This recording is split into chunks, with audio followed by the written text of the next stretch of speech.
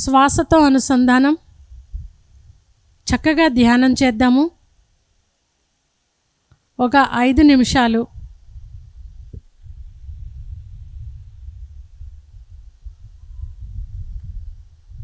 శ్వాసానుసంధానం. శ్వాసానుసంధానం. మత్తః పరతరం నాన్యత్కించిదస్తి ధనంజయా. మత్తః పరతరం నాన్యత్కించిదస్తి ధనంజయా. మయి సర్వమిదం ప్రోతం సూత్రే మణి గణా ఇవ. సూత్రమున మణులు దొల్చబడినట్టు ఈ జగమంతా కూడా ఆ పరమాత్మయే నిండి ఉన్నాడు అని చెప్తున్నది భగవద్గీత. అంటే ఇక్కడ అణువులోనూ, ప్రతి చెట్టులోనూ, ప్రతి అణువులోనూ ప్రకృతి అంతా కూడా వ్యాపించి ఉన్నది ఆ యొక్క భగవంతుడి యొక్క శక్తి, ఆ చైతన్యము. దానిని తెలుసుకోవడానికే మనం ఈ ప్రకృతిలోకి వస్తున్నాము. ఇక్కడికి వస్తూనే మన యొక్క ఆలోచనలు చక్కగా నియంత్రించబడతాయి. మనం థాట్లెస్ స్టేజ్కి వస్తున్నాము. ఆలోచనారహిత స్థితికి ఈ ప్రాంగణంలోకి వస్తూనే మనం ఆలోచనారహిత స్థితికి వస్తున్నాము.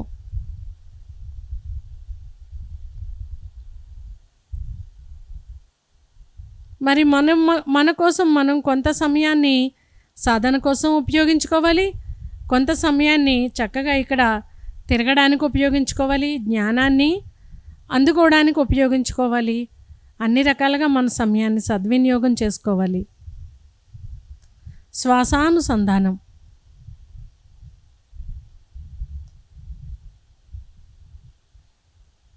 ఎలాంటి ఆలోచనలు వచ్చినా పట్టించుకోవద్దు, చక్కగా ధ్యానం చేద్దాము. పిల్లలంతా అక్కడక్కడ తిరుగుతున్నారు. ఇప్పుడు పిల్లలకి క్లాస్ ఉంది. బయట ఉన్న ఆ యువత అంతా వచ్చి ఇక్కడ కూర్చుంటే ఒక చక్కటి క్లాస్ వినొచ్చు.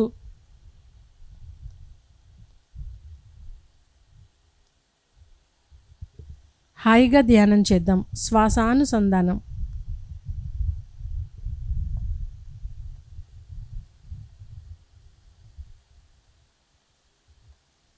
శ్వాసానుసంధానం. భూమిరాపో అనలో వాయు కమ్మనో బుద్ధిరేవచ అహంకారమితీయం మే భిన్నా ప్రకృతిరష్టదః. మనస్సు, బుద్ధి, చిత్తము, అహంకారము 8 విధములైన వాటితో ఈ యొక్క ప్రకృతి నిండి ఉంది.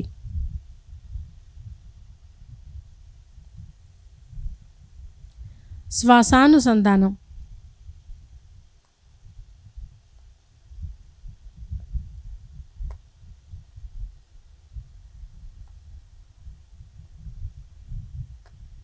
భూమి, నీరు, అగ్ని, వాయువు, ఆకాశము, మనస్సు, బుద్ధి, అహంకారము. మన దేహం కూడా ఈ 8 విధములైన వాటితో మన భౌతిక దేహం నిండి ఉంది.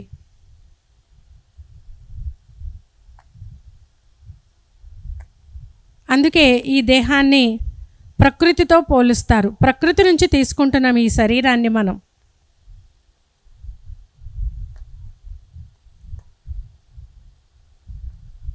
శ్వాసానుసంధానం.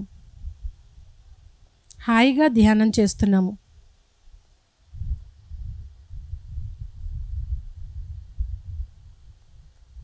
సాయం సంధ్య వేళలో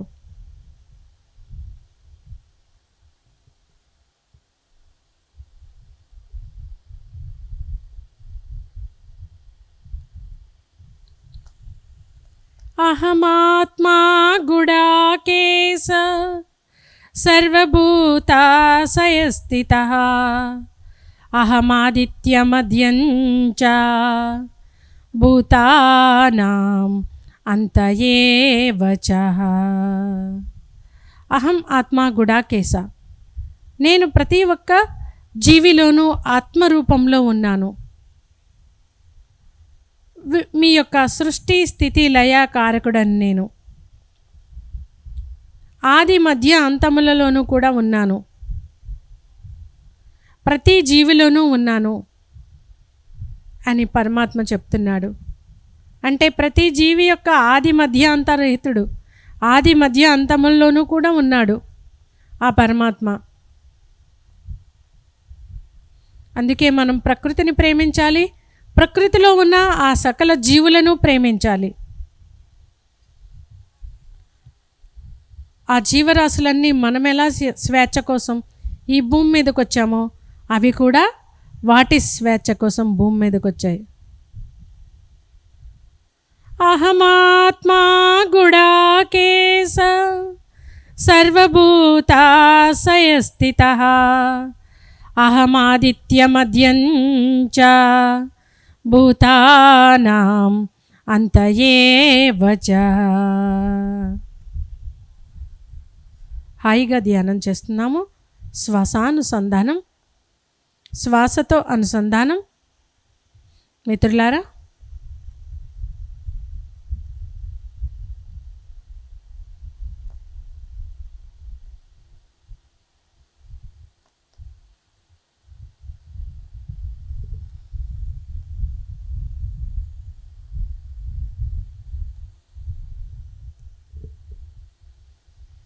హాయిగా ధ్యానం చేద్దాం. ఇంకొక 2 నిమిషాలు.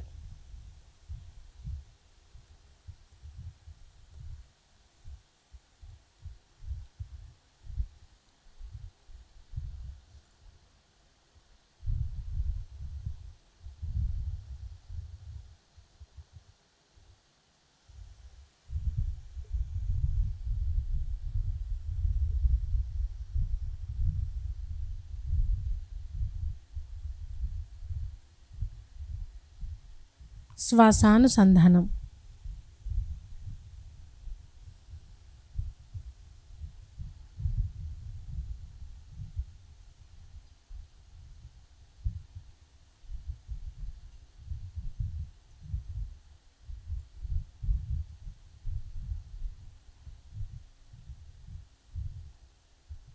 శ్వాసతో అనుసంధానం. ఒక 2 నిమిషాలు.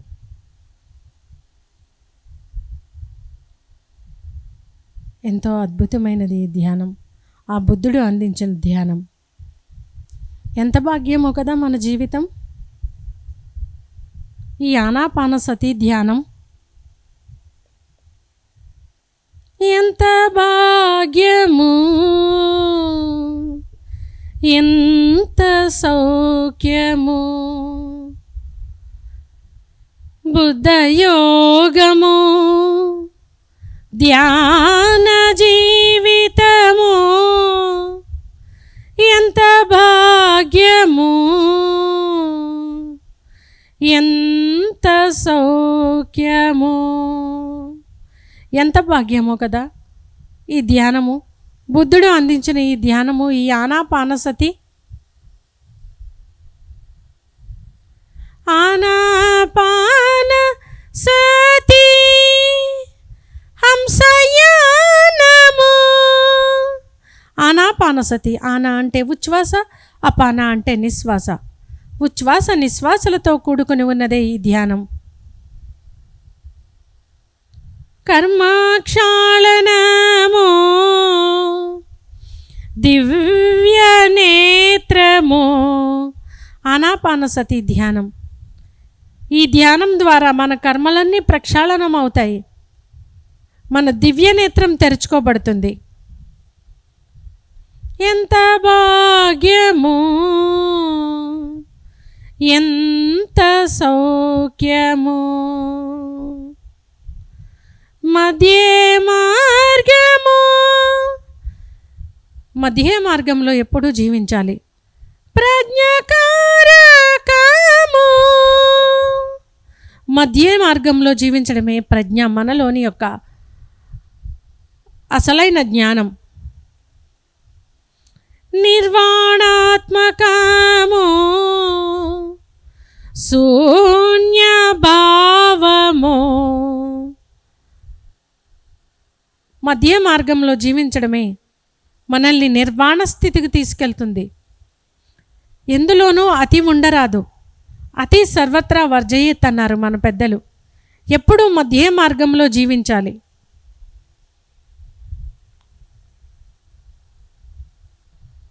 అది మన మనస్సుని శూన్యం చేస్తుంది.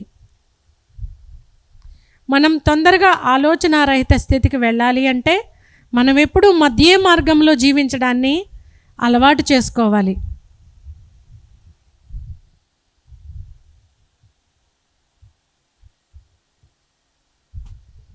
అందుకే భగవద్గీత ఏం చెప్పింది?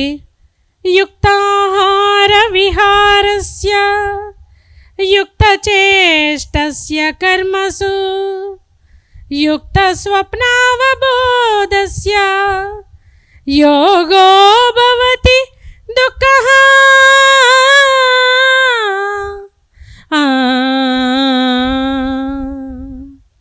యుక్త ఆహారము, యుక్త విహారము, యుక్తమైన పనులు, యుక్తమైన నిద్ర అన్నీ కూడా మధ్య మార్గంలోనే ఉండాలి. ఆహారం అతిగా ఉండకూడదు, మనం చేసే చేష్టలు పనులు అతిగా ఉండకూడదు. మన యొక్క విహారాలు ఏది అవసరమో ఇలాంటి ప్రకృతి విహారాలు చేయాలి. మనం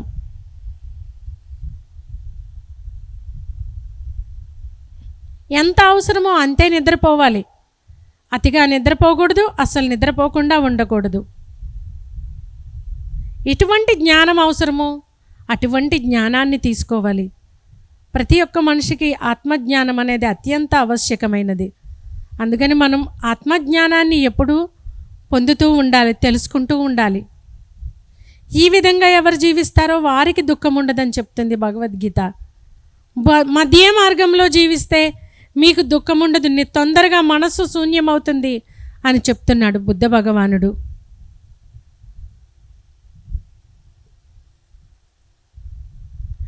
అహింసా తత్వము మైత్రిదాయకము కరుణాధర్మము కాంతి క్షేత్రము. అహింసా తత్వం ఎప్పుడు కూడా హింసను వదిలిపెట్టి అహింసలో జీవించాలి. ఏ జీవిని హింసించరాదు, ఏ మనిషిని హింసించరాదు, ఏ జీవిని హింసించరాదు. హింసను వదిలిపెట్టాలి. హంసను అంటే శ్వాసను పట్టుకోవాలి. ప్రతి జీవితోనూ మిత్రత్వంతో ఉండాలి. మనకన్నా చిన్న వాటి పట్ల కరుణతో ఉండాలి. కరుణాధర్మం అదే మనలోని కాంతి, వెలుగు. మనందరం జ్యోతి స్వరూపులం, కాంతి స్వరూపులం. ఆ దివి నుంచి ఈ భువికి వచ్చిన కాంతి స్వరూపులం మనం, కాంతి పుంజాలం. ఆ మనలో ఉన్న ఆ కాంతిని దర్శించాలంటే మన లోపలికి మనం వెళ్ళాలి, శ్వాసతో అనుసంధానం అవ్వాలి, మన మనస్సుని శూన్యం చేయాలి. ఒక 30 సెకండ్స్ ఈ విధంగా ఆనాపానసతి ధ్యానం చేయమని మనకి బుద్ధ భగవానుడు బోధించాడు. దానిని మన బ్రహ్మర్షి పితామహ పత్రిజీ అందించారు. ఎంతో అద్భుతమైనది ఈ ధ్యానం. 10 సెకండ్స్. 5 4 3 2 1 0. మెల్లిగా 2 చేతులు తీసి 2 కళ్ళ మీద పెట్టుకుందాం. నెమ్మదిగా చేతులు జోడిస్తూ కళ్ళు తెరుద్దాం మిత్రులారా. 5 4 3 2 1 0. గట్టిగా క్లాప్స్ కొడదాం బుద్ధ భగవానుడికి, బ్రహ్మర్షి పితామహ పత్రిజీకి.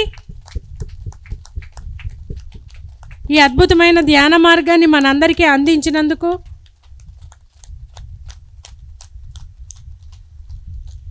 మరి ఇక్కడ ఎంతో అద్భుతంగా ఈ యజ్ఞ కార్యక్రమాన్ని ఏర్పాటు చేసిన టీం అందరికీ కూడా మనం హృదయపూర్వకంగా కృతజ్ఞతలు తెలియజేసుకుందాం.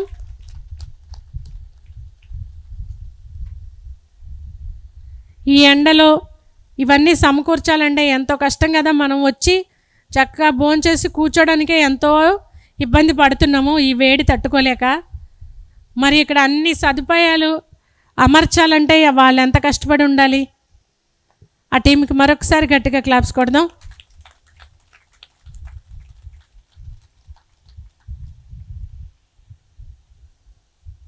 ప్రాంగణంలో ఉన్న పిల్లలందరూ ఇక్కడికి వచ్చేయండి. నా క్లాస్ తర్వాత సాహితీ క్లాస్ ఉంటుంది పిల్లలకి. చక్కగా యువత అంతా ఇక్కడికి వచ్చి మనం ఇక్కడ స్పెండ్ చేయడమే కాకుండా మంచి జ్ఞానాన్ని అందుకోవాలి. Thank you masters. ఇక్కడికి విచ్చేసిన మీ అందరికీ కూడా నా హృదయపూర్వక నమస్కారాలు తెలియజేసుకుంటున్నాను. ఇంత అద్భుతమైన జ్ఞానాన్ని మనకి అందించి మనకి ఈ స్థానాన్ని ఇచ్చి ఇప్పుడు నాకు ఈ స్థానాన్ని ఇచ్చి ఇలా కూర్చోబెట్టారంటే అది బ్రహ్మర్షి పితామహ పత్రిజీ. ఆయనకు గట్టిగా క్లాప్స్ కొడదాం.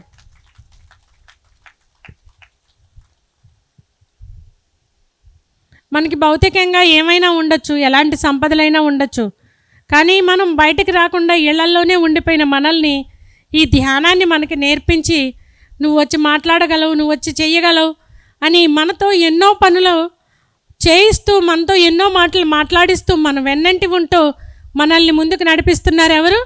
బ్రహ్మర్షి పితామహ పత్రిజీ. కొన్ని వేల సంవత్సరాల క్రితం ఆ బుద్ధ భగవానుడు మనకు అందించి ఉండొచ్చు ఈ జ్ఞానాన్ని. అది మరుగున పడిపోయింది. దానిని వెలుగుకి తీసుకొచ్చి ఆయన ఎన్నో కష్టాలు కోర్చి మనకి వెలుగులోనికి తీసుకొచ్చిన మహానుభావుడు బ్రహ్మర్షి.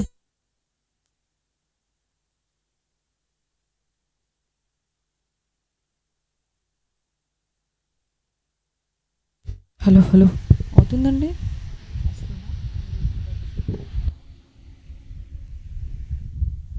మరి ఎవరైతే ధ్యానం చేస్తారో, ఎవరైతే ఆయన చెప్పింది అక్షరాలా పాటిస్తారో వాళ్ళందరూ కూడా ఆ మహావృక్షం బ్రహ్మర్షి పితామహ పత్రిజీ అనే మహావృక్షం నీడ కింద చల్లగా హాయిగా జీవిస్తారు. ఆయన మనకి త్రిరత్నాలను అందించారు. ఏం చెప్పారు? ధ్యానము, స్వాధ్యాయము, సజ్జన సాంగత్యము. రోజు ధ్యానం చేయమన్నారు, రోజు స్వాధ్యాయం చేయమన్నారు, రోజు సజ్జన సాంగత్యం చేయమన్నారు. ఈ మూడింటి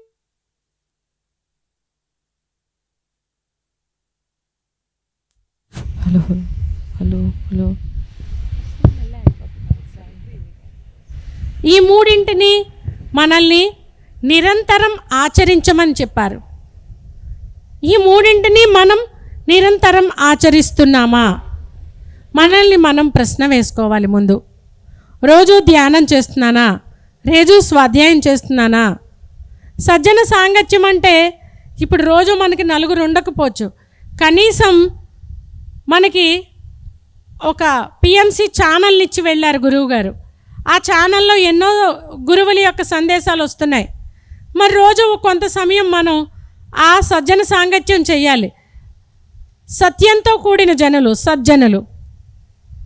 ఆ సత్యంతో కూడి సత్యాన్ని బోధించే వారి యొక్క మాటల్ని మనం రోజులో కొంత సమయం వినాలి. ఎంత చక్కటి సౌకర్యాల్ని మనకు అందించి ఆయన ఈ భూమిని విడిచి వెళ్ళారు. ఎందుకంటే రోజు మనం ఎక్కడికో బయట క్లాసులకు వెళ్ళలేకపోయినా ఇంట్లో కూర్చుని కొంత సమయం మనం ఆ ఛానల్ ద్వారా ఒక మహానుభావుడి యొక్క సందేశాన్ని తీసుకోవచ్చు, ధ్యానం చేసుకోవచ్చు, ఒక పుస్తకాన్ని చదవాలి. ఇలాంటి గొప్ప జ్ఞానాన్ని బ్రహ్మర్షి పితామహ పత్రిజీ అందించారు. వీటిల్ని 3 రత్నాలు అన్నారు. ఈ 3 రత్నాల్ని కనుక మనం పట్టుకుంటే మనకి ధ్యానంలో తిరిగే లేదు. ఏంటండి? ధ్యానంలో తిరిగే లేదు. వెనక్కి తిరిగి చూడాల్సిన అవసరం లేదు. నా కూడా ఏం వస్తుంది, నేను ఇంత ధ్యానం చేస్తున్నానని ఎవరు వెనక్కి తిరిగి చూడకండి. చూస్తే మీకేం కనపడదు. ముందుకు నడుచుకుంటూ వెళ్ళండి. నడుచుకుంటూ వెళ్తే మీరు వేసే అడుగుల వెంట మీరు పొందే అనుభవాల్లో కనిపిస్తూ ఉంటుంది. మీరు ఈ జ్ఞానం ద్వారా మీరు ఎలాంటి చక్కటి జీవితాన్ని అనుభవిస్తున్నారు అని. అంతేకాని వెనక్కి తిరిగి చూసుకుంటే ఏమైనా కనిపిస్తుందా? కనిపించదు. వస్తుంది మన వెంట నీడలాగా. కర్మణ్యేవాధికారస్తే మా ఫలేసు కదాచన మా కర్మ ఫలహేతుర్భు మాతే సంగోస్త్వ కర్మణి అన్నది భగవద్గీత. నువ్వు కర్మల్ని ఆచరించుటి అందే నీకు అధికారం ఉంది. వాటి ఫలితాలను గురించి నువ్వు ఆశించకు. నువ్వు వెనక్కి తిరిగి చూడకు ఏం ఫలితం వస్తుంది అని. నువ్వు ఏ పని చేస్తే ఆ ఫలితం నీకు ఖచ్చితంగా వస్తుంది. నువ్వు మంచి చేస్తావా మంచి ఫలితం వస్తుంది, నువ్వు చెడు చేస్తావా చెడు ఫలితం వస్తుంది.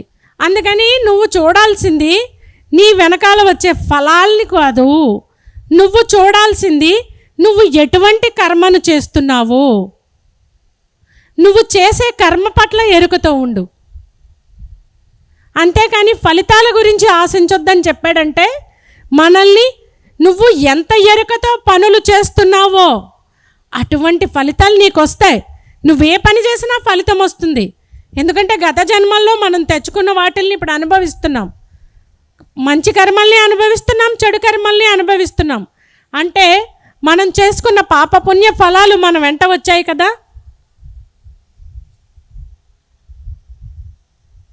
చిన్న చిన్న పాపాలంట, చిన్న చిన్న రోగాలంట, పెద్ద పెద్ద పాపాలంట, పెద్ద పెద్ద రోగాలంట అన్నారు పత్రిసారు.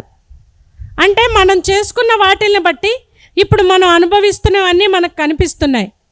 ఇప్పుడు ఈరోజు నేను ఎలా ఉండాలి, ఈరోజు నేను చేస్తున్న పనికి ఏ పని చేస్తున్నానో ఆ జ్ఞానంతో ఆ ఎరుకతో ఎప్పుడైతే మనం పనులు చేస్తున్నామో దానికి తగిన ఫలితం నీకు ఎలాగూ వస్తుంది. అందుకే కర్మణ్యేవాధికారస్తే మా ఫలేసు కదాచన మా కర్మ ఫలహేతుర్భు మాతే సంగోస్త్వ కర్మణి అన్నది భగవద్గీత. నువ్వు కర్మలు చేయడం అందే నీకు పని, నువ్వు పనులు చేయడం వరకే నీ పని. నీకు దానికే అధికారం ఉంది. ఫలితాల గురించి నువ్వు ఆలోచించవలసిన అవసరం లేదు. నువ్వు ఎటువంటి పనులు చేస్తావో అటువంటి ఫలాలు నువ్వు ఖచ్చితంగా పొందుతావు. అందుకని నువ్వు చేసే పని పట్ల జ్ఞానంతో ఎరుకతో నువ్వు పని చేయి.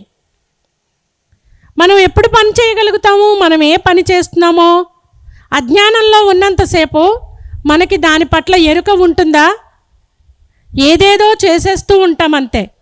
అది మంచి అని తెలియదు, చెడు అని తెలియదు. మనకు తోచినది చేసుకుంటూ వెళ్ళిపోతాం. అలా కాకుండా నేను ధ్యానం చేస్తున్నాను, నేను సజ్జన సాంగత్యం చేస్తున్నాను, నేను స్వాధ్యాయం చేస్తున్నాను అంటే ఇక్కడ మనం గురువు నుంచి ఏమి నేర్చుకున్నాము, మన గురువు మనకి ఏమి నేర్పించాడు.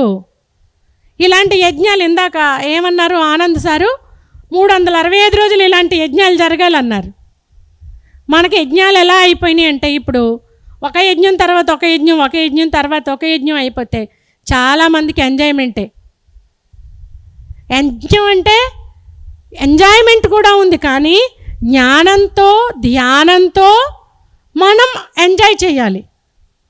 కేవలం మనం ఇక్కడ చుట్టుపక్కల తిరగడానికి, ఇక్కడ ఉండడానికి, ఆ భోజనం చేయడానికి యజ్ఞం కాదు. ధ్యానం జ్ఞానం అన్నీ ఉండాలి. పత్రిసారి ఏం చెప్పారు? అన్నీ ఉండాలి. జీవితం అంటే ఆట, జీవితం అంటే పాట. ఆట ఉండాలి, పాట ఉండాలి. మనం ఇక్కడ ఆడుతూ పాడుతూ నేర్చుకోవడానికి వచ్చాం. బాగుంది కదా, ప్రకృతిని ఆడుతూ పాడుతూ ఉండిపోతే అంతే ఉండిపోతాం మనం. కేవలం ఆడుతూ పాడుతూ గడపడానికే వచ్చామా? దానితో పాటు మనం ఎదగడానికి వచ్చాము ఈ భూమి మీదకి.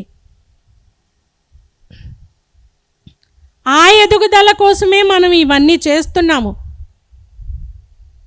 ఆ జ్ఞానాన్ని పొందడానికే. మనకి ధ్యానం ఏమి నేర్పిస్తుంది?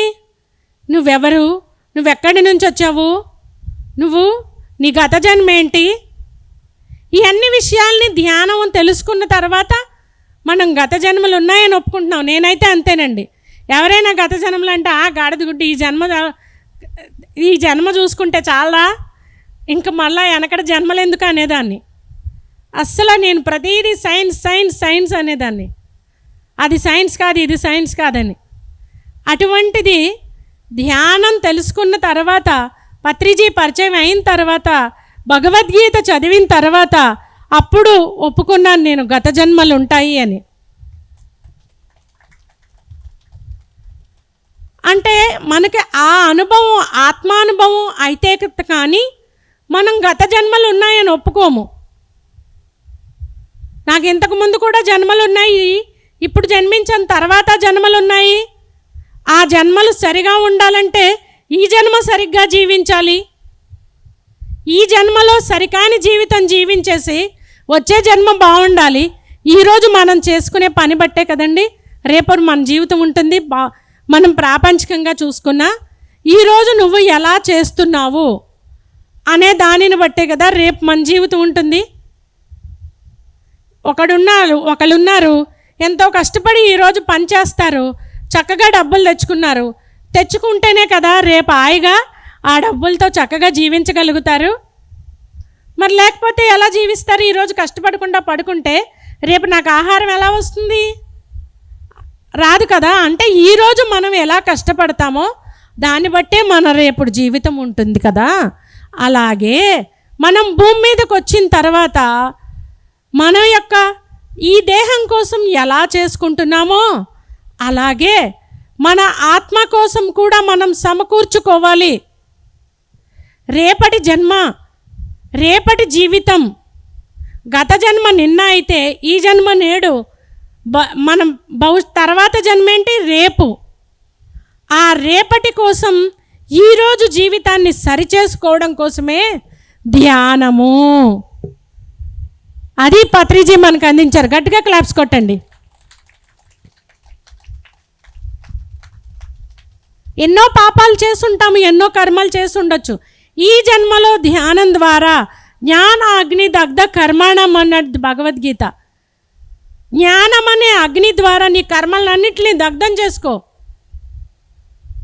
మరి దగ్ధం చేసుకున్న తర్వాత మళ్ళీ అలాంటి పిచ్చి పనులే మళ్ళీ చేస్తే ఇంకా మనం ఇంత సాధన చేసిన దానికి అర్థం ఏమైనా ఉంటుందా? అర్థం ఉండదు కదా. గత జన్మ కర్మల్ని ఇప్పుడు సాధన చేసి దగ్ధం చేసుకుంటున్నాము.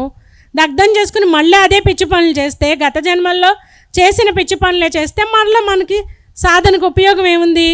అందుకని మనము ఈ క్షణం చేసే పని మీద ఎరుక. అంటే బుద్ధుడు చెప్పింది ఏంటి?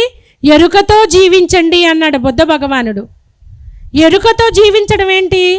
మనం మాట్లాడే మాట పట్ల ఎరుక, మనం చేసే పని పట్ల ఎరుక, మనం నడిచే నడక పట్ల ఎరుక. ప్రతి దాని పట్ల మనం గమనికతో జీవించాలి. ఆ గమనిక అనేది ధ్యానం ద్వారా వస్తుంది. మన పట్ల మనకి గమనిక. మనం ఎప్పుడు అంతర్ముఖమై మన లోపలికి వెళుతున్నాము? మనకి ధ్యానం తెలుసుకున్న తర్వాత, కళ్ళు మూసుకున్న తర్వాత మన లోపలికి వెళ్ళి అంతర్ముఖమయ్యి మనల్ని గమనించడం నేర్చుకున్నాము.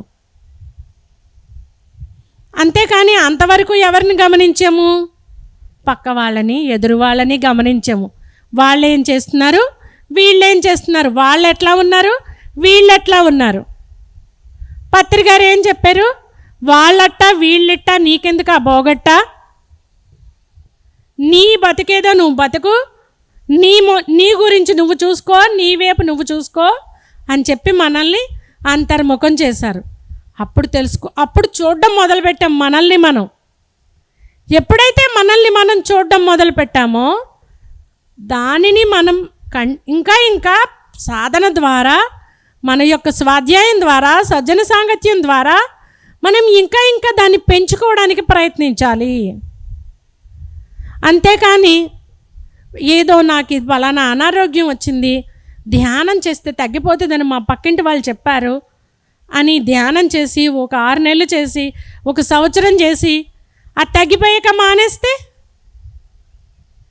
మళ్ళీ మన జీవితం మామూలు అయిపోతుంది. అందుకని మన శ్వాస ఉన్నంత వరకు ధ్యానం చెయ్యాల్సిందే. ఈ శ్వాస తీసుకున్నాం, ఈ శ్వాస బయటకు వెళ్ళే వరకు కూడా మనందరం ఈ ధ్యానాన్ని చెయ్యాలి, ఈ సాధన చెయ్యాలి, స్వాధ్యాయం చెయ్యాలి, సజ్జన సాంగత్యం చెయ్యాలి. అందుకే రత్నాలు అన్నారు పత్రికారు. ఈ రత్నాల్లో ఏ ఒక్కటి వదిలిపెట్టేసినా నువ్వు కిందకి పడిపోతావు. ఈ రత్నాలను మూడింటిని పట్టుకుంటేనే నువ్వు నిలబడి ఉంటావు సరిగ్గా, లేకపోతే నువ్వు వాలిపోతూ ఉంటావు. అందుకనే మనం ఎప్పటికప్పుడు మన సాధనని పెంచుకుంటూ ఉండాలి, సాధన విడిచిపెట్టకుండా ఉండాలి, స్వాధ్యాయం చేయాలి, సజ్జన సాంగత్యం చేయాలి. పుస్తకాలు అమ్ముతున్నారు ఇక్కడ, ఎక్కడ మనకి కార్యక్రమాలు పెట్టినా పుస్తకాలు అమ్ముతున్నారు. మనం ఎన్ని పుస్తకాలు కొనుక్కుంటున్నాము చెప్పండి? ఇక్కడ ఉన్న వాళ్ళ పుస్తకాలు కొంచెం చదివే వాళ్ళు ఎంతమంది? 2, 3, 4, 5, 6. మిగిలిన వాళ్ళందరూ పుస్తకాలు చదవట్లేదు. మరి చదవాలి కదా.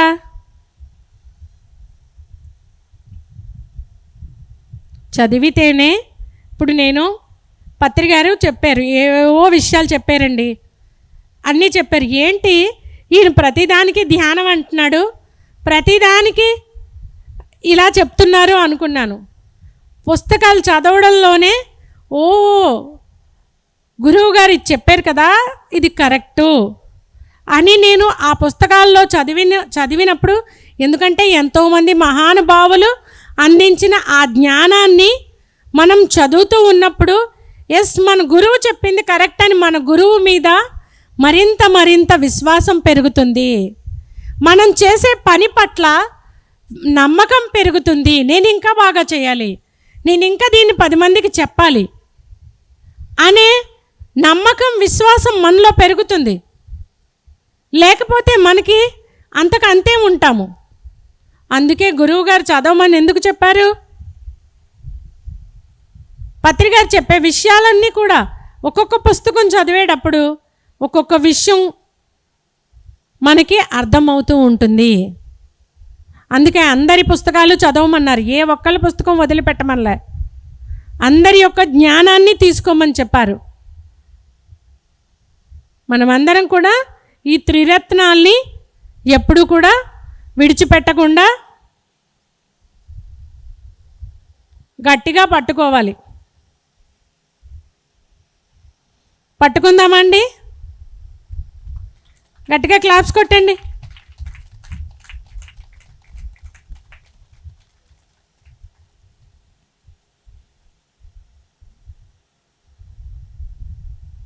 ఆ బ్రహ్మ భువనాల్లోక పునరావర్తనోర్జున మామూపేత్యతు కౌంతేయ పునర్జన్మ నవిద్యతే అంది భగవద్గీత. ఆ బ్రహ్మలోకం నుంచి భూలోకం వరకు ఉన్న 7 లోకాలు ఉన్నాయంట. ఈ 7 లోకాలని దాటాలంటే నువ్వేం పట్టుకోవాలి? ఈ శ్వాసని పట్టుకోవాలి. సత్యలోకంలోకి వెళ్ళాలంటే ఈ శ్వాసను పట్టుకోవాలి. భూలోకం, భువర్లోకం, సువర్లోకం, మహాలోకం, జనాలోకం, తపోలోకం, సత్యలోకము, 7 లోకాలు ఉన్నాయి. మనకి పూజలు చేసేటప్పుడు చెప్తారు కదా, పట్టుకోండి, ముక్కు పట్టుకోండి, మమ అనండి, ఓం భోహ, ఓం శోహ, ఓం మహా, ఓం తపహ, ఓం జప, ఇవన్నీ చెప్తారు కదా లోకాలు. ఓం జనహ ఓగం సత్యం అని. నువ్వు ఈ ముక్కు పట్టుకుంటేనే సత్యలోకానికి వెళ్తావు అంటే ఏం చెప్పారు మన పెద్దవాళ్ళు? మంత్రాల రూపంలో కూడా శ్వాసను పట్టుకో, శ్వాసను పట్టుకుంటేనే ప్రాణాయామం చెప్తారు, ప్రాణాయామం చేయమంటారు. అంటే ఈ సహజ ప్రాణాయామం మనలో జరిగే ఈ సహజ ప్రాణాయామం ఏదైతే ఉందో ఆ శ్వాసను పట్టుకుంటేనే ఓగం సత్యం, నువ్వు సత్యలోకానికి చేరుకుంటావు. సత్యలోకానికి చేరుకోవాలంటే ఈ 7 లోకాలు దాటాలి. తేత్వం భుక్త్వా స్వర్గలోకం విశాలం క్షీణే పుణ్య మత్స్యలోకం విశంతి ఏవం త్రయీ ధర్మం అనుప్రపన్న కామ లభంతే. లేకపోతే మన జీవితం ఏమైపోతుందంట? భూమి మీదకి రావడం, పైకి వెళ్ళడం, మళ్ళీ అక్కడ ఈ 7 ఏంటి? స్వర్గలోకాలు. ఈ స్వర్గలోకాల్లో సౌకర్యాలను అనుభవించేసి, భోగాలను అనుభవించేసి మరలా తిరిగి భూమి మీదకి రావడం, మరలా పైలోకాలకి వెళ్ళిపోవడం, మరలా తిరుగుతూ ఉన్నాము. ఈ తిరుగుడు ఎప్పుడు ఆగుతుంది? మనకి చక్రంలో, కర్మచక్రంలో తిరుగుతూ ఉన్నాము. ఈ చక్రం ఎప్పుడు ఆగుతుంది అంటే నువ్వు ముక్కును పట్టుకొని నువ్వు సత్యాన్ని తెలుసుకున్నప్పుడు నువ్వు సత్యలోకానికి చేరుతావు. అప్పుడే నీ ఈ చక్రంలో తిరగడం ఆగుతుంది. నువ్వు ఈ కర్మల్ని తొలగించుకునే కర్మచక్రం అది. కర్మచక్రాన్ని నువ్వు దిగాలంటే నువ్వు శ్వాసని పట్టుకోవాలి, నువ్వు సత్యాన్ని తెలుసుకోవాలి. తీత్వం భుక్త్వా స్వర్గలోకం విశాలం, ఎంతో విశాలమైనదంట స్వర్గలోకం. అక్కడ ఎన్నో భోగాలు ఉంటాయట, ఎన్నో సౌకర్యాలు ఉంటాయట. అందుకే చనిపోయిన వాళ్ళు స్వర్గానికి వెళ్ళాలని ఆశపడుతూ ఉంటారు కదా. స్వర్గానికి వెళ్ళడం అంటే చాలామందికి ఇష్టం, కానీ స్వర్గలోకం కూడా మళ్ళీ కిందకి తిరిగి వచ్చే లోకమే. ఈ భూలోకం మీదకి రావడం, మళ్ళీ ఇక్కడ భూలోకంలో కొన్నాళ్ళు జీవించడం, మళ్ళీ వెళ్ళడం, మళ్ళీ రావడం, వెళ్ళడం, మళ్ళీ రావడం. ఈ చక్రంలో తిరుగుతూ ఉంటాము. నువ్వు తిరిగి రాని స్థితికి వెళ్ళాలంటే ఎప్పుడు ఈ కర్మచక్రాన్ని దిగాలంటే సత్యాన్ని పట్టుకోవాలి, శ్వాసను పట్టుకోవాలి, నీ ముక్కుని పట్టుకోవాలి. అప్పుడే నువ్వు కర్మచక్రాల్ని దిగుతావు. అందుకే పత్రిజీ ఇవన్నీ చెప్పక్కర్లేకుండా సింపుల్గా శ్వాస మీద ధ్యాస పెట్టండి, ధ్యానం చేయండి అని చెప్పారు మనకి. ఆ ధ్యానాన్ని మనం ఆచరించాలి. ఆచరిద్దామా మరి? ప్రతిరోజు ఆచరిద్దామా? గట్టిగా క్లాప్స్ కొట్టండి పత్రిజీకి.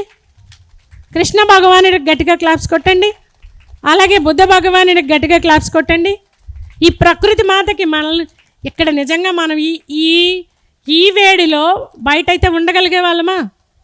ఇక్కడ కాబట్టి ఎంత ఎండ ఉన్నా ఒక చల్ల గాలి వేస్తుంది మనకి. అలా వెళ్ళిపోయి వాటర్ ఫాల్స్ దగ్గరికి, చెట్ల కిందకి వెళ్ళిపోతే చల్లగా హాయిగా ఉండగలిగాము.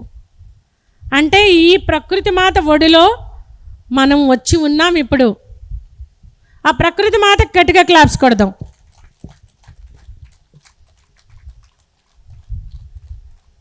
పత్రిసారి ఉన్నప్పుడు ట్రెక్కింగ్లు పెట్టేవారట. అందుకనే ప్రకృతిలోకి తీసుకెళ్ళి అక్కడ ధ్యానం చేయించి అంత ప్రకృతితో అనుసంధానం చేసేవారు. మనం తొందరగా ప్రకృతితో అనుసంధానమైనప్పుడే మనం తొందరగా మనతో మనం అనుసంధానం కాగలుగుతాము. Okay masters, thank you.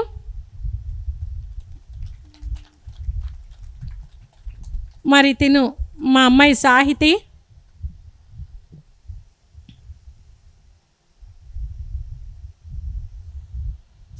గురించి తన యొక్క మాటల్లోనే తన గురించి విందాము. తను ఏం చేస్తుంది, తను ఎలా, తనకు నేచర్ అంటే చాలా ఇష్టం. మరి తను యూకేలో ఎంఎస్సి చేసింది, కానీ అక్కడ జాబ్ చేయడం ఇష్టం లేక మళ్ళీ ఇండియాకి తిరిగి వచ్చేసి అసలు తన చదువుకి సంబంధం లేని పనులన్నీ చేస్తుంది అన్నమాట ఇప్పుడు. అంటే తను ఏది చెయ్యాలనుకుని ఈ భూమి మీదకి వచ్చిందో ఆ పనుల వైపు తన అడుగులు వేస్తుంది. వాటి గురించి తను చెప్తుంది, మనం తెలుసుకుందాం. Thank you masters, thank you. Thank you. అందరికీ నమస్కారం. ముందుగా ఈ అవకాశం ఇచ్చినందుకు మీ అందరికీ హృదయపూర్వక కృతజ్ఞతలు.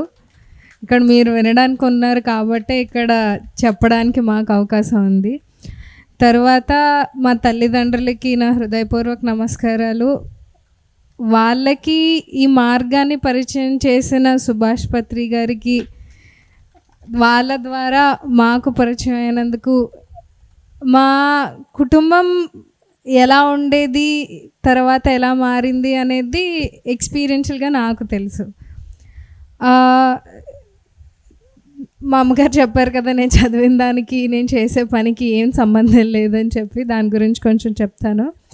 నాకు చిన్నప్పటి నుంచి అదే మా అమ్మగారు వాళ్ళ ధ్యానం కార్యక్రమాల్లో తిరిగేవారు. ఎప్పుడూ నన్ను ఇది చేయి అది చేయి ధ్యానం చేయని కూడా బలవంతం చేసేవారు కాదు. మా అమ్మతో పాటు తీసుకెళ్ళేది అంతే. నేను అలా పక్కన ఆడుకున్నా, ఏం చేసినా క్లాసులు వినాలి, నువ్వు ధ్యానం చేయాలి అని ఏం చెప్పేవారు కాదు. పత్రి సార్ కూడా ఇంటికి వస్తూ ఉండేవారు అనమాట. వారు ఎక్కడ కనిపించినా ఆయన ఎప్పుడూ ఏదో ఒక ప్రశ్న అడుగు అనేవారు. సడన్గా అలా పట్టుకుని ఏదో ఒక ప్రశ్న అడగంటే ఏం ప్రశ్న అడగాలి, తెలీదు. కానీ నువ్వు నన్ను ఫోన్ చేసి అడగాలి, ప్రతి నెలకు ఒకసారైనా నువ్వు నాకు ఫోన్ చేయాలి, ఫోన్ చేసి ఏదో ఒక ప్రశ్న అడగాలి అని చెప్పేవారు అనమాట. అలానే ఒకసారి మా ఇంటికి వచ్చినప్పుడు ఆయన అడిగాను, మన పర్పస్ ఏంటో మనకి ఎలా తెలుస్తుంది అని. అంటే జీవిత లక్ష్యం, జీవిత ధ్యేయం అంటారు, పెద్ద పెద్ద మాటల్లా ఉన్నాయి. అందరూ నేను ఎందుకు పుట్టానో నాకు తెలుసు అంటున్నారు, నేను ఇందుకే పుట్టాను, దీనికోసం పని చేసేస్తాను అంటున్నారు. నాకు ఎలా తెలుస్తుంది? ఇప్పుడు తెలిసిన వాళ్ళందరికీ ఎలా తెలిసింది? ఈ క్వశ్చన్ నాకు ఎప్పుడూ ఉండేదన్నమాట. అంటే మనకు తెలిసిపోతే ఇంక టైం వేస్ట్ చేయడం ఎందుకు, ఆ పనులు ఈ పనులు చేయడం ఎందుకు, ఆ పనిలోనే ఉంటాం కదా, మన లక్ష్యం ఏంటో మనం ఎందుకు పుట్టామో తెలిస్తే అని చెప్పి. అప్పుడు ఆయన ఒక సమాధానం చెప్పారు నాకు. ఆయన చెప్పిన, నేను ఎప్పుడు ప్రశ్నలు అడిగేదాన్ని, ఆయన అడగన్న ప్రతిసారి ఆ సమాధానాలు నాకు వెంటనే అర్థమయ్యేవి కాదు.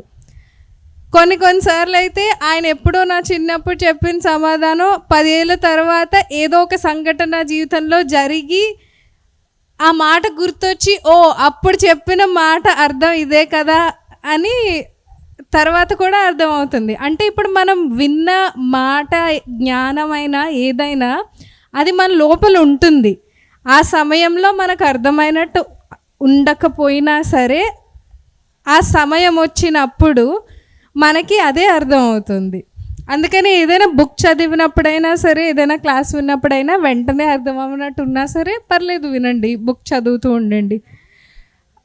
అప్పుడు నేను అడిగిన ఆ ప్రశ్నకి ఆయన సమాధానం ఏం చెప్పారంటే, నువ్వు నీకు నచ్చింది చేస్తూ ఉండు, నీ జీవితంలో ఏదైతే మిగులుతుందో అదే నీది అని చెప్పారనమాట. ఓ ఇదేదో బాగానే ఉంది కదా అనుకున్నాను. సరే, ఇంకా ఆయన ఇది అడిగేసరికి నేను డిగ్రీ చదువుతున్నాను అనుకుంటా. ఆ తర్వాత నేను ఎంఎస్ చేయాలనుకున్నాను, వేరే దేశానికి వెళ్ళాను, చదువుకున్నాను, అక్కడ కొన్ని రోజులు ఉన్నాను, వచ్చేసాను. ఇంకా వచ్చేసిన తర్వాత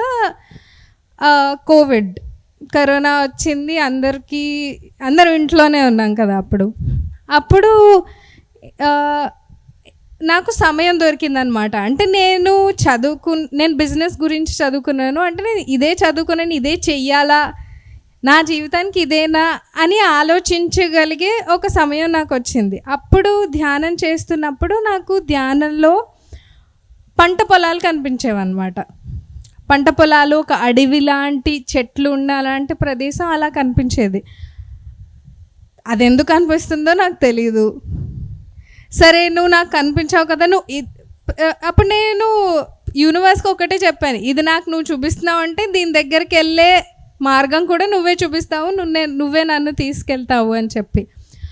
అలా నాకు కరోనా అప్పుడు జహీరాబాద్లో అరణ్య పర్మాకల్చర్ అని చెప్పి శాశ్వత వ్యవసాయం అన్నమాట, అక్కడ ఒక ఆర్గనైజేషన్ ఉంది. ఆ ఆర్గనైజేషన్ వాళ్ళు ఆ చుట్టుపక్కల ఉండే మహిళా రైతులతో పనిచేస్తారనమాట. అలా అక్కడ ఆ రైతులతో పనిచేసే అవకాశం వచ్చింది. వాళ్ళని ఇంటర్వ్యూ చేసాము, వాళ్ళ నుంచి చాలా విషయాలు తెలుసుకున్నాము. అయిపోయింది. అది అయిన తర్వాత ఇదేనా నాకు అని అనుకున్నాను అనమాట. అంటే అక్కడికి వెళ్ళినప్పుడు కూడా నాకు పూర్తిగా వాళ్ళు చెప్పింది నాకు అర్థమైందా లేదా అన్నదానికన్నా ఒక స్ట్రాంగ్ ఫీలింగ్ వచ్చింది నా లోపల నుంచి, ఇది నాకు కావాలి జీవితంలో అని చెప్పి. ఆ తర్వాత అక్కడ కొన్ని రోజులు ఉన్న తర్వాత తిరిగి వెనక్కి వచ్చాను. వెనక్కి వచ్చిన తర్వాత మా ఇంటి దగ్గరే ఒక చిన్న స్థానంలో నేను కూరగాయలు అవి పండించేదాన్ని అనమాట. కొన్ని రోజులు పండించిన తర్వాత మళ్ళీ ఏమైంది, నాకు ఇది కాదు ఇంకా ఏదో ఉంది అని. అలాంటప్పుడే నాకు బెంగళూరులో ఒక అవకాశం వచ్చింది. ఏంటి అంటే అక్కడ పిల్లలకి స్కూల్కి వెళ్ళి ప్రకృతి గురించి చెప్పే అవకాశం అన్నమాట.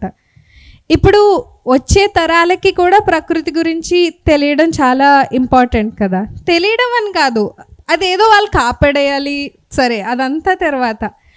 ఇప్పుడు మా అమ్మ వాళ్ళు చిన్నప్పుడు ఇంకా బయట ఎక్కువ టైం స్పెండ్ చేసి ఆడుకొని మనకు తెలియకుండానే బయట సమయం గడిపేవారు. మా చిన్నప్పటికి వచ్చేటప్పటికి కొంచెం టీవీలు వచ్చాయి, కొంతసేపు టీవీ చూసినా కొంతసేపు బయటకు వెళ్ళి ఆడుకునేవాళ్ళం. ఇప్పుడు పిల్లలకి బయట గడపడానికి సమయం ఉండట్లేదు, మరి పేరెంట్స్ కూడా ఎంకరేజ్ చేస్తున్నారో లేదో నాకు తెలీదు. ఇప్పుడు అలాంటి పరిస్థితి ఉండట్లేదు. అంటే ఎవరు లేకుండా పిల్లలు వాళ్ళకు వాళ్ళు ప్రకృతితో గడపడం వల్ల ఎలాంటి స్కిల్స్ మనకు వస్తాయంటే, ఇప్పుడు గమనించడం అనేది మనం చాలా నేర్చుకుంటాం. ఒక మొక్కని చూసామంటే ఈ మొక్క ఎలా ఉంది, ఎందుకు ఇలా ఉంది. చాలామంది పిల్లల్లో నేను ఇప్పుడు స్కూల్కి వెళ్ళినప్పుడు కూడా ఒకటి ఏం గమనించానంటే, వాళ్ళకి ప్రశ్న అడగడానికి ఎంత భయమో. ప్రశ్నలు అడిగితేనే కదా నేర్చుకుంటాం, కానీ వాళ్ళు ప్రశ్నలు అసలు అడగరు. మనం ప్రశ్న అడిగితే కూడా వాళ్ళకి తెలిసిన సమాధానాలు తెలిసిన ప్రశ్నలే అడగాలనుకుంటారు. మనకు తెలిసిన వాటి గురించే ఎప్పుడు మాట్లాడుకుంటూ అడుగుతూ ఉంటే కొత్త విషయాల గురించి ఎలా తెలుస్తాయి? ప్రకృతిలో ఎప్పుడైతే ఉంటామో, చూస్తూ వాటిని గమనిస్తూ ఉంటే మన లోపల ఇలాంటి ప్రశ్నలు వస్తాయి. ఇప్పుడు ప్రశ్నలు అడగడం ఎంత ఇంపార్టెంటో, ఒకవేళ మనకు వచ్చిన ప్రశ్నకి మనకి వెంటనే సమాధానం దొరకకపోతే ఆ ప్రశ్నతో కూర్చోగలవడం కూడా అంతే ఇంపార్టెంట్. అంటే ఆ ప్రశ్నకి మనం సమయం వచ్చినప్పుడు దాని సమాధానం మన దగ్గరికి వస్తుంది అన్న నమ్మకం నాకు ఉన్నప్పుడే నేను ఆ ప్రశ్నతో కూర్చోగలుగుతాను. ఇందాక నేను అక్కడికి కిందకి వెళ్ళినప్పుడు ఇక్కడ చాలా ఎండగా కొంచెం వేడిగా ఉంది కదా అని కిందకి నడుచుకొని వెళ్ళాను. అక్కడ చాలా కోతులు ఉన్నాయి. చూసారా మీరు? కోతులు ఉన్నాయి. అవి ఆడుకుంటున్నాయి, చాలా బాగా ఆడుకుంటున్నాయి. చెట్లు ఎక్కుతున్నాయి, పైనుంచి నీటిలోకి దుముకుతున్నాయి. చీరలు ఉన్నాయి, ఎవరో చీరలు ఆరేసుకున్నారు, చించి పెట్టాయి. అవి చాలా హ్యాపీగా ఎంజాయ్ చేస్తున్నాయి అన్నమాట. అది చూసిన వెంటనే నాకు మనం బతుకుతున్నాము, అవి జీవిస్తున్నాయి అని అనిపించింది అన్నమాట. అదే మనకి వాటికి తేడా ఏంటి అని మళ్ళీ ప్రశ్నే కదా, ప్రశ్న నుంచి నేను ఆలోచించడం మొదలుపెట్టాను అన్నమాట. నాకు ఆ టైంకి వచ్చిన సమాధానం ఏంటంటే, అవి బ్రతకడం కోసం ఏర్పాట్లు చేసుకోవడానికి తక్కువ సమయం గడుపుతున్నాయి. అంటే వాటికి కావాల్సిన తిండి గ్యాదర్ చేసుకోవడానికి, అవి ఉండడానికి ప్లేస్ చేసుకోవడానికి అవి తక్కువ సమయాన్ని గడుపుతున్నాయి. ఎక్కువ సమయాన్ని జీవించడానికి బతుకుతున్నాయి. మనం ఏం చేస్తున్నాం? మనం బ్రతికి ఉండడానికి మనం ఉన్న సమయం అంతా డబ్బులు ఎందుకు సంపాదిస్తున్నాం? మనకి ఇల్లు కావాలి, తిండి మన సమయం అంతా మనం బ్రతికి ఉండడానికే మనం టైం స్పెండ్ చేస్తుంటే మనం ఎప్పుడు జీవిస్తున్నాం ఇంకా?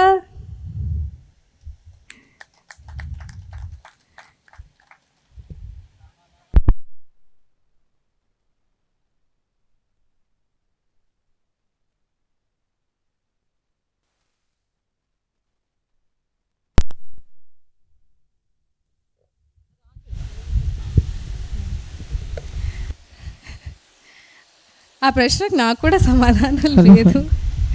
మీరు మనం ఆ ఆలోచనతో ఉందాము కొంచెంసేపు. అందరూ ఆలోచించాల్సిన విషయం.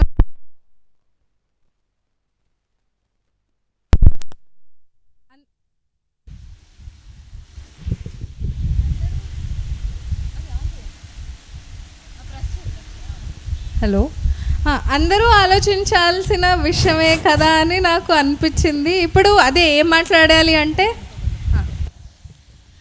ఇందాక ఆల్రెడీ ప్రకృతితో అనుసంధానమై మనం జీవించడం గురించి సునీత గారు మాట్లాడారు. అందుకని దాని గురించి ఎక్కువ మాట్లాడాలనుకోవట్లేదు. ఇప్పుడు కొంతమంది వచ్చారు కాబట్టి ఒక ప్రశ్న అడుగుతాను. ప్రకృతి అంటే ఏంటి చెప్పండి. ఎవరో ఒకళ్ళిద్దరైనా చెప్పండి.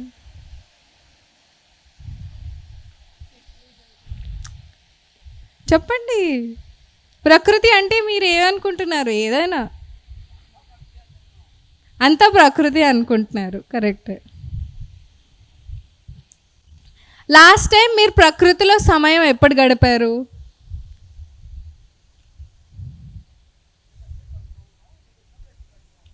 ఇప్పుడు ప్రకృతిలోనే ఉన్నాం కానీ ఇదే ప్రశ్న పిల్లల్ని అడిగితే అంతా ప్రకృతి అని చెప్తారా లేదా ఒకసారి అడగండి. వాళ్ళు అప్పుడెప్పుడో నేను బీచ్కి వెళ్ళాను, అది ప్రకృతి. లేకపోతే మా అమ్మ వాళ్ళతో ఎక్కడో కొండలకి గుడికి వెళ్ళాము, లేకపోతే ఏదో ఒక ట్రిప్ వెళ్ళాము, ట్రెక్కింగ్కి వెళ్ళాము, అదే ప్రకృతి అని చెప్తారు. వాళ్ళకి ఆ మెమరీస్ అంటే చాలా ఇష్టం, ఆ జ్ఞాపకాలు అంటే చాలా ఇష్టం. పిల్లలు ఎవరైనా వాళ్ళు న్యాచురల్గా ప్రకృతిలో ఉండడాన్ని చాలా ఎంజాయ్ చేస్తారు, చాలా ఫ్రీగా ఫీల్ అవుతారు. అలానే మనం కూడా ఇప్పుడు బయట సిటీలో ట్రాఫిక్లో ఉన్నదానికి ఇక్కడికి వచ్చి దిగంగానే నా శ్వాసలో నేను మార్పుని గమనించాను అనమాట. ఇమీడియట్గా మనం ధ్యానం కూడా చేయక్కర్లేదు, ఆలోచనలు వాటంతట అవే తగ్గుతాయి, మన శ్వాస కూడా దీర్ఘంగా అవుతుంది. నా రిక్వెస్ట్ ఏంటంటే పేరెంట్స్కైనా పిల్లలకైనా, ఇప్పుడు ప్రతిసారి మనం వెళ్ళి ఇలా వచ్చి లేకపోతే బీచ్కి వెళ్ళి అలా ప్రకృతితో సమయం గడపాలంటే మనకి కుదరకపోవచ్చు. కానీ మన ఇంట్లో ఒక చిన్న మొక్క ఉంటే అది కూడా ప్రకృతే కదా. అది లేకపోతే కొంచెం నడిస్తే పార్క్స్ ఉంటాయి, అది కూడా ప్రకృతే కదా. అలా అయినా కనీసం ఒక 5-10 నిమిషాలైనా, లేకపోతే మనం ఇంటి బయటకు వెళ్తే పక్షులు వస్తాయి, పక్షులు కనపడుతూ ఉంటాయి, వాటిని గమనించడానికి ఒక 5-10 నిమిషాలైనా తీసుకుంటే మన రోజులో చాలా జరుగుతూ ఉంటాయి మనకి. ఇప్పుడు ధ్యానంలో కూర్చోగానే ఫుల్ ఆలోచనలు వస్తాయి కదా, అందరికీ వస్తాయా? వస్తాయి. ఎందుకు వస్తాయి? మనం చాలా పనులు చేస్తూ ఉంటాం, కానీ ఒక పని చేసినప్పుడు దాని నుంచి వచ్చే రియాక్షన్ని ప్రాసెస్ చేసుకునే టైం మనం ఇవ్వం. అందుకే ధ్యానంలో కూర్చోగానే ఏమవుతుంది, ఆ విషయాలన్నీ మనకి గుర్తొస్తాయి అన్నమాట. స్టవ్ మీద పప్పు పెట్టాను, అది ఉండిపోయిందేమో, అది మాడిపోద్దేమో, ఎవరో వస్తారేమో, లేకపోతే నేను ఇది చెయ్యాలి, అది గుర్తులేదు. ఇవన్నీ మనకి ప్రాసెస్ చేసుకునే టైం మనం ఇచ్చుకోవట్లేదు. ప్రకృతితో మనం ఏదైనా అలా టైం స్పెండ్ చేసినప్పుడు మనకు దానికి కూడా ఆ టైం వస్తుంది. ఇప్పుడు మెషిన్స్ ఉన్నాయి, హీట్ అయిపోతుంది, ఓవర్ హీటింగ్ అంటాము. ఎక్కువ వాడేస్తే ఏమైపోతుంది, చాలా ఎక్కువ వేడి అయిపోతుంది. ఆ తర్వాత అది సరిగ్గా పనిచేస్తుందా? పనిచేయదు కదా. అది సరిగ్గా పనిచేయాలంటే మళ్ళీ ఏం చేయాలి? కొంతసేపు మెషిన్ కట్టేసి దానికి కూల్ అవ్వడానికి టైం ఇవ్వాలి. అలా మనం కూడా కూల్ అవ్వడానికి టైం ఇచ్చుకోవాలి కదా. మనం కూడా అలా చేస్తూ ఎప్పుడు చేస్తూ అలా ఉండలేం కదా. మనకి కూల్ డౌన్ టైం కావాలి. అది కూల్ డౌన్ టైం మనకి ప్రకృతి ఇస్తుంది. ప్రకృతిలో సమయం గడపడం, ఒక మొక్కతో ఏదైనా ఎంత మన దగ్గరలో ఏది అందుబాటులో ఉంటే అది. చిన్నపిల్లలకి బయట ప్రకృతిలో గడిపితే వాళ్ళకి మెమరీస్ వస్తాయి ఫస్ట్, దాంతో వాళ్ళకి జ్ఞాపకాలు వస్తాయి. ఆ జ్ఞాపకాలు నుంచి వాళ్ళకి ప్రకృతి మీద ప్రేమ వస్తుంది. అప్పుడు వాళ్ళు పెద్ద అయిన తర్వాత మీరు ప్రకృతిని కాపాడండి అని మనం చెప్పక్కర్లేదు. ఇప్పుడు నాకు మా అమ్మ అంటే ప్రేమ ఉంది, ఎవరు మా అమ్మకి నా మీద ప్రేమ ఉంది, మేమిద్దరం ఒకరినొకరు బాగానే చూసుకుంటాం కదా. మనకి ఇష్టమైన వాళ్ళని, ప్రేమగా ఉన్న వాళ్ళని మనం చూడాలని అనుకుంటాం కదా. ఇప్పుడు ఏమవుతుంది, ఒకవేళ పెద్దవాళ్ళైనా సరే చిన్నప్పుడు అలాంటి జ్ఞాపకాలు ఉన్న వాళ్ళు కూడా రోజు మనం చేసే పనుల నుంచి మనకి ఎప్పుడు ఆ ఖాళీ సమయం కొంచెం కూడా ఉండకపోవటం వల్ల ఆ కనెక్షన్ కట్ అయిపోతుంది. అదే మనం కొంచెం సమయం గడుపుతూ ఉంటే దొరికిన టైము ఆ కనెక్షన్ కంటిన్యూ అవుతూ ఉంటుంది, ఆ బాండ్ స్ట్రాంగ్గా ఉంటుంది. అప్పుడు మనం ఇంకా నేచర్ని జాగ్రత్తగా చూసుకోవాలి అన్నది గుర్తొస్తూ ఉంటుంది రోజు మనకి. ఇంకొకటి ఏంటంటే ఆ ప్రకృతిని కాపాడాలి, మనందరికీ తెలుసు. ప్రకృతి లేకపోతే మనం లేము, ఇది కూడా అందరికీ తెలుసు. ప్రకృతిని ఎందుకు కాపాడాలి కూడా చెప్తాను నేను. ఇప్పుడు మనం లేకుండా ప్రకృతి బాగానే ఉంటుందా లేదా? భూమి ఏర్పడిన తర్వాత వెంటనే మనుషులు రాలేదు, చాలా బిలియన్ల సంవత్సరాల తర్వాత మనం వచ్చాం.